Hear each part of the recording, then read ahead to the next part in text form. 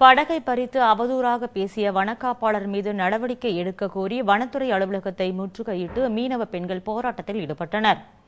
ராமநாதபுரம் மாவட்டம் பாம்பனை அடுத்த குருசடை தீவில் பாசி எடுத்துக் கொண்டிருந்த பெண்களை வனத்துறையினர் தாக்கியதாக குற்றம் சாட்டப்படுகிறது.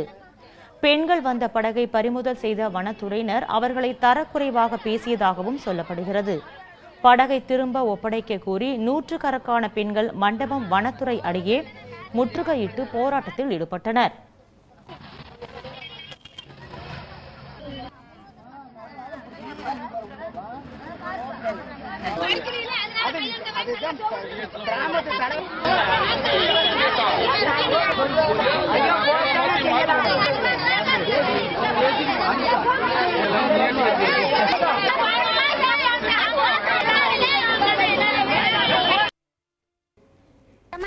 பாரம்பரியமாக பாசி எடுக்கும் இடத்திற்கு மட்டுமே சென்றதாகவும் வன காப்பாளர்கள் படகை பறித்து சென்றதால் கடலில் நீந்தியே கரைக்கு வந்ததாகவும் பாதிக்கப்பட்ட பெண்கள் குற்றம் சாட்டியுள்ளனர்.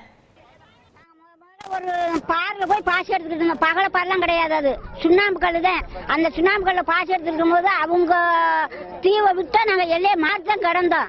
அவளை தொலைல வந்து எங்களை துரத்திக்கிட்டு வந்தாங்க.